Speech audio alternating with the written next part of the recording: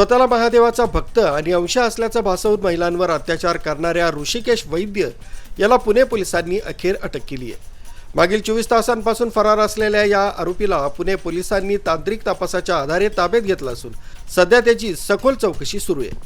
पुणे आणि वसई परिसरात एका महिलेवर 2023 पासून वेळोवेळी अत्याचार केल्याचा आरोप ऋषिकेश वैद्यवर आहे। पीडित महिलेने वसईतील पोलीस ठाण्यामध्ये तक्रार दाखल केली होती। त्यानंतर हा गुन्हा 0 FIR अंतर्गत पुणे शहर पोलिसांकडे वर्ग करण्यात आला। हडपसर पोलीस ठाण्यात या प्रकरणी गुन्हा नोंदवण्यात आला। पोलीस उपायुक्तांनी दिलेल्या माहितीनुसार आरोपी ऋषिकेश वैद्य हा सोशल मीडियाच्या माध्यमातून महिलांशी संपर्क साधत असे।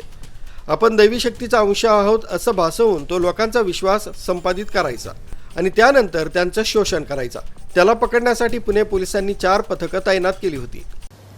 या पीडित महिलेची तक्रार अशी आहे की हा जो सोकॉल्ड महाराज आहे हा सोशल मीडियाच्या मार्फत याची माहिती प्राप्त झाल्यानंतर त्याच्या संपर्कात आल्यावरती 2023 मध्ये त्याने पुण्यामध्ये मांजरी या ठिकाणी सर्वप्रथम तिच्यावरती चुकीच्या पद्धतीने अत्याचार केला। तदनंतर मानसिकदृष्ट्या तिला वेगवेगळ्या पद्धतीने ब्लॅकमेल करून टॉर्चर करून तिच्या तो संपर्कात राहिला। वेगवेगळी आश्वासनं दिली गेली, वेगवेगळ्या पद्धतीच्या गोष्टी सांगण्यात आल्या आणि त्यानंतर पुन्हा एकदा वसई या ठिकाणी 2025 मध्ये पुन्हा याच सगळ्या बाबींचा गैरफायदा घेत तिच्यावरती अत्याचार करण्यात आला।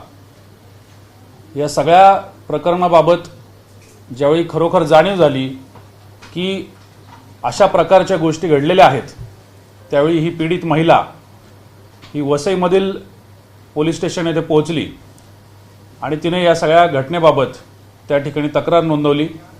सदर गुन्हा हा 0 नंबरने तिथे दाखल आहे आणि तो पुणे शहर या ठिकाणी ट्रान्सफर करून पुणे शहरच्या हडपसर पोलीस स्टेशनला दाखल करण्यात आलेला आहे। आरोपीवर बलात्कार, फसवणूक आणि जादूटोणा विरोधी कायद्याअंतर्गत कारवाई करण्याची प्रक्रिया सुरू असून या प्रकरणात आणखी कोणाचे हात गुंतलेले आहेत का याचा तपास पोलीस करीत आहेत। आरबी न्यूजसाठी मलिक शेख, मोखाडा।